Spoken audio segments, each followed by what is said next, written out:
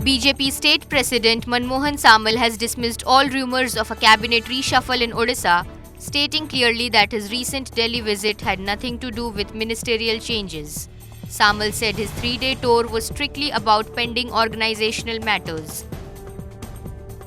Meetings with central leaders, including a courtesy visit to the president, were unrelated to governance issues.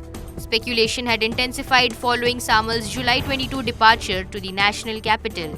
Political circles believed he would discuss filling 6 vacant ministerial berths, but Samal's statement now aims to shut down those rumours. Samal confirmed that internal restructuring is underway. A new state BJP committee is being planned and a new president for it will be elected. Meetings are ongoing under central observers to draft a new vision for the party's future in Odisha. On the Congress's reported move for a no-confidence motion, Samal remained unfazed. की चर्चा आलोचना विभिन्न सांगठनिक विषय अन्य विषय कथबार्ता